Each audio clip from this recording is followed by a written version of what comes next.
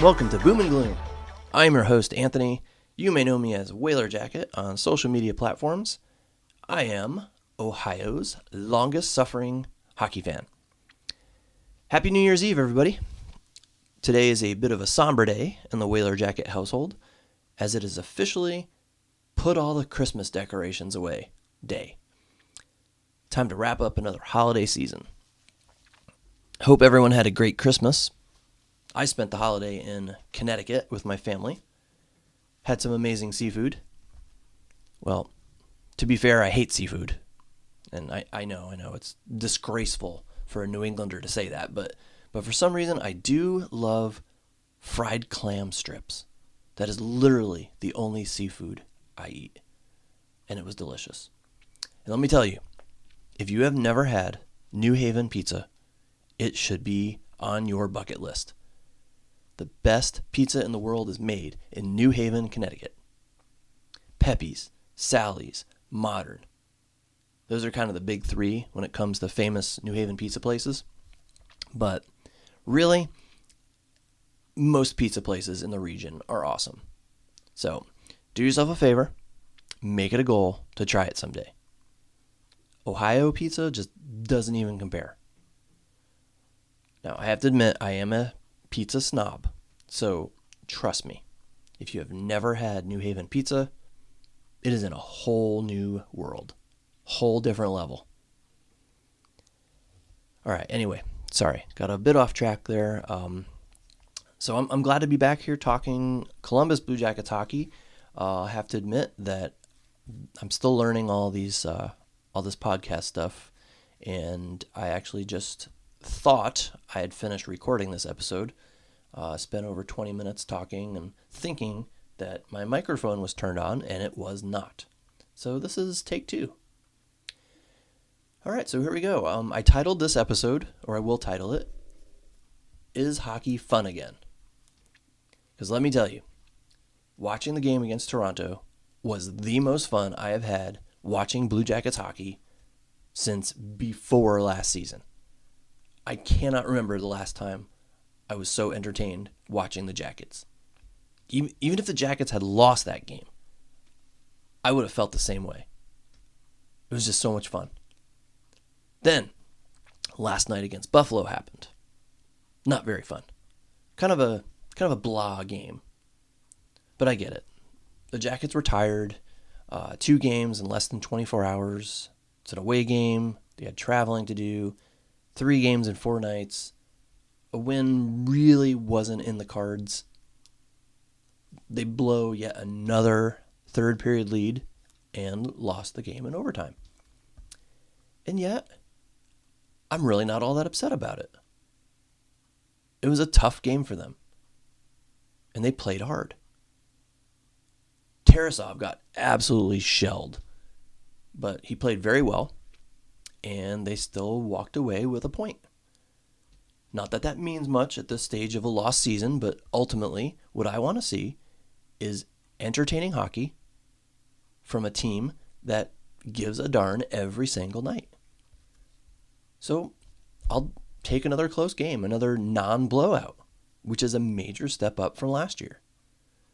So yeah, Blue Jackets hockey is fun again to end 2023. And hoping it continues well into 2024. At this point last season, I was not excited to turn Blue Jackets games on the TV. I was not even happy doing it. But this year, I'm still invested. Despite their record and their playoff chances, I'm invested. I want to keep watching. So yeah, hockey's fun again for now. All right, so the first major thing I want to talk about here, Pascal Vincent versus Jarmo Kekalainen. Who is at greater fault? So after the losses,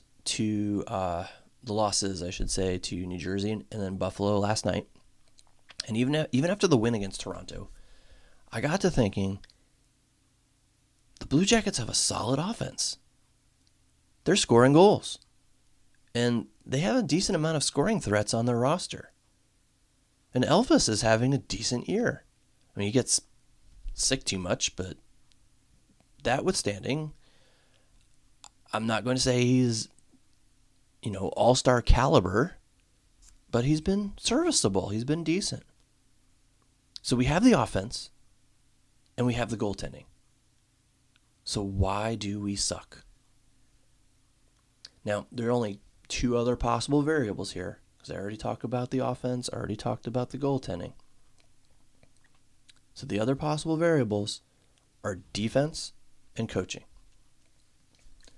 So it got me thinking, do we have capable defensemen who are just underperforming due to a subpar system implemented by our coach, Pascal Vincent?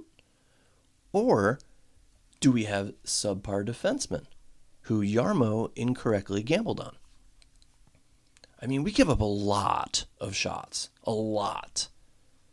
At least it seems that way to me. I don't have the statistics in front of me, but it just seems like every game we're giving up a lot of shots. So, is it wrong personnel, which is on Jarmo? Or is it wrong system, which is on Pascal? Or is it a combination of both? Now, that, in my opinion, is the likely answer.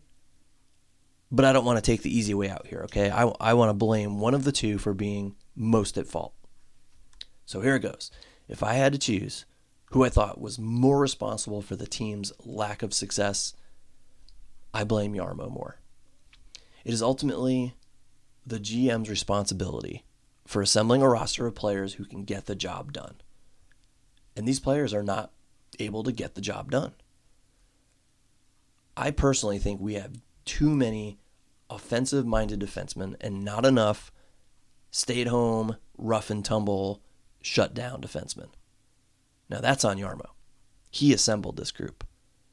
He went out and spent $11 million and 2 very high draft picks in order to bring in Provorov and Severson. That's a heck of a lot of resources. It's a lot of money, a lot of cap space, and all to put together the garbage back end that we are seeing on a near nightly basis. Now, Vincent is not above accountability here. Don't get me wrong. He has to shoulder at least some of the blame. But I keep thinking about this. These are professional hockey players who have played all their lives on various teams, for various coaches, with various teammates. How much of a role does coaching really play in a lack of chemistry? So I was watching the World Juniors the other day, and these kids are thrown together. They have a few practices, and then they compete together against some of the other best talent in the world. So watching them play, it doesn't look like they've never played together. Why? Well, because these are smart hockey players. They play the game the way they played it their whole lives. It doesn't matter, at least as much, who their teammates are. They go out and play their position and play their game. They use their skills, they use their talents, they play hard, and for the most part, all these teams, they look like cohesive units. You can't tell me that a few days of practicing and coaching makes all the difference in the world. It's the players. It comes down to the players and the talent that is assembled by the team's manager. That is why I blame Jarmo more. He did not bring in the correct players for this defense to have sustained success. Now, again, I blame both, okay? Coaching does play a part, but if I had to choose which one should shoulder the most blame, it's Jarmo. And this is all the more reason why I keep saying the Jackets need to fire him before the trade deadline. They need a new GM with a new vision and a new read on their current roster and to start making decisions for the future of this franchise. It makes no sense to wait until after the season when the trade deadline decisions have already been made. None. Get someone else in there who can analyze what we have now and what the team needs going forward to be successful. Moving on. All right, my next segment here. This is something I kind of want to start doing in every episode. I'm not sure if that'll pan out, but we'll see. Now, the title of my podcast, obviously, is Boom and Gloom, which has more negative than positive connotations. But I want to try to make it a point to each episode list some bright spots. Okay, so that's what I'm going to do here. I'm going to list 5 current bright spots for the Blue Jackets. 5 bright spots that we can feel good about. Okay, so number 1, Yegor Chinakhov. Where did this guy come from? Did anyone else have him putting up career numbers this year? Now, admittedly, his previous career numbers were not that high, okay, but I have to admit, in the early stages of this season, and even at the end of last season, I saw him as a trade candidate. Now, I have to eat crow. I mean, he's turning up his game big time. He turned it up a huge notch. And he's showing why he was a first-round draft pick. Now, we all know about his wicked shot. Okay, but I've actually been very impressed with his speed lately as well. The dude is fast. And if he keeps up the pace he's on now, he's going to put up over 20 goals this year. Now, I have to admit, I did not see that coming. So, he's been one of the few pleasant surprises. Number 2 on my list of bright spots, Cole Sillinger. He has 3 goals now in his last, 4 or 5 games. So is this the beginning of his comeback to true form? Well, here's my thought on Cole, okay? He played well above expectations in his first season. Then he fell back to earth. And then he fell below the earth's surface last season. So he overplayed season 1. He underplayed season 2. So maybe here in season 3, we're seeing the true Cole Sillinger. Maybe we're seeing him gradually get to where a top 12 draft pick should be in his 3rd season. Now, ultimately, I see Sillinger as a 3rd-line center. Now, I wish and hope he can be more than that. But if not, I am perfectly happy seeing him center that 3rd line. Now, I know that being drafted so high, a lot of fans automatically think he should be a prolific point getter. But I wouldn't mind seeing him just be a well-rounded defensive-minded forward who, pots 10 to 15 goals a year. But that's provided we see the continued development of Fantilli and Johnson. Okay? By law of averages, 2 of these 3 players should be offensive dynamos. So it would be amazing if all 3 were, but at some point we have to be realistic and think the Jackets, they're just not that lucky. And, I didn't even mention Chinakhov again. I mean, he's picked up as well. He could be a rising stud scorer as well. Plus Marchenko.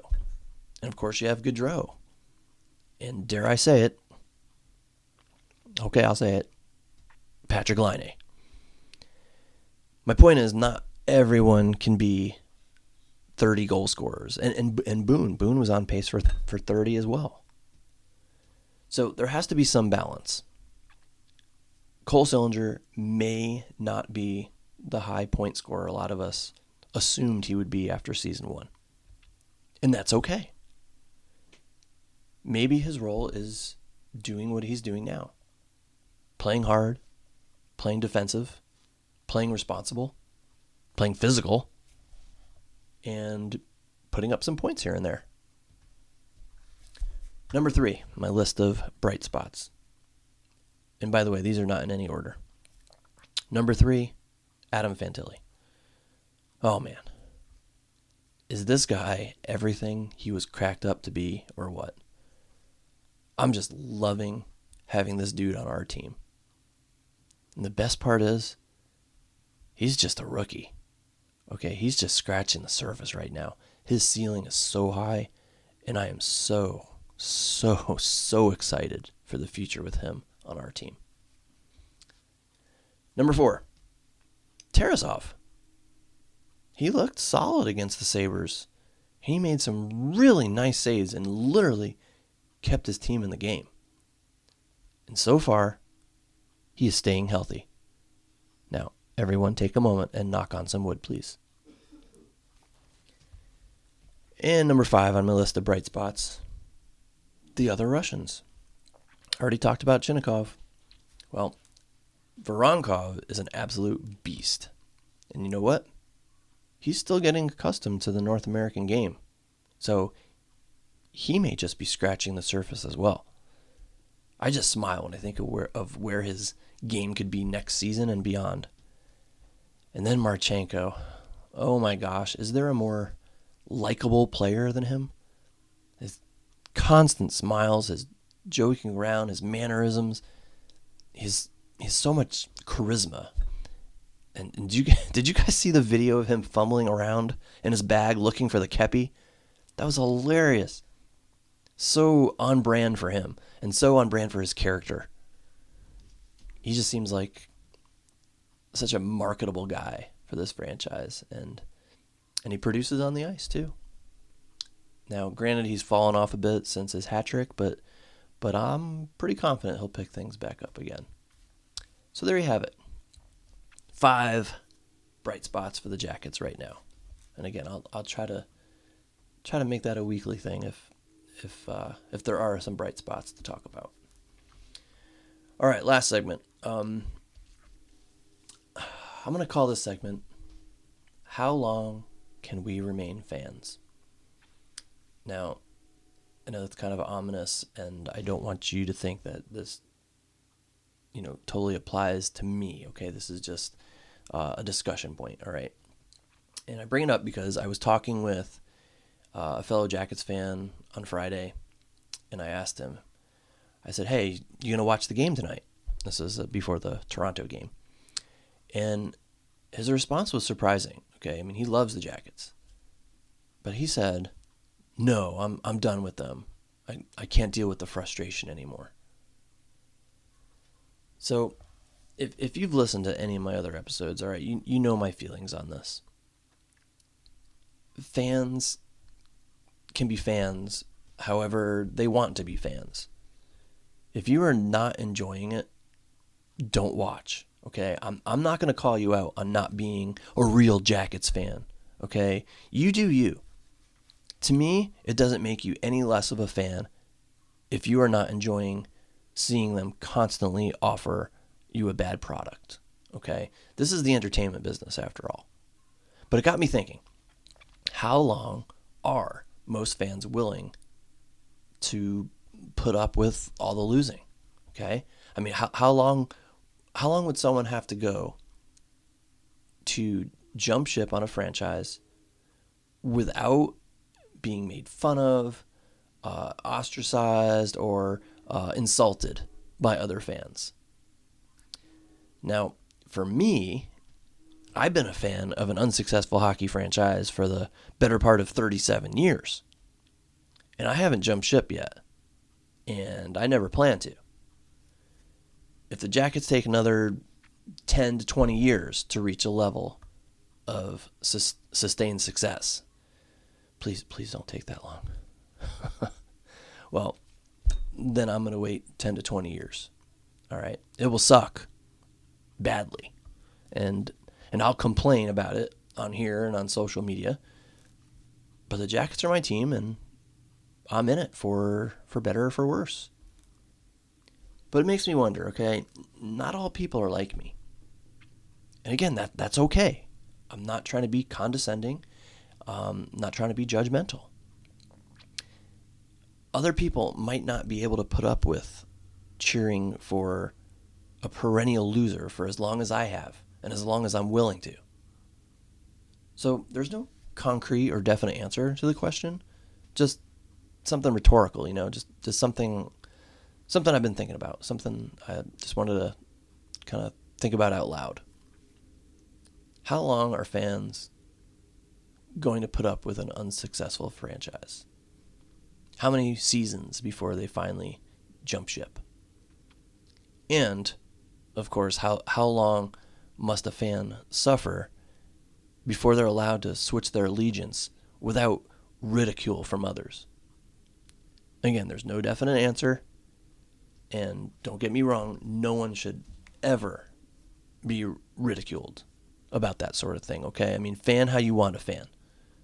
No one should have anything to say regarding how you cheer for your team and how you spend your money, which is why I don't get a lot of the arguments I see on Twitter.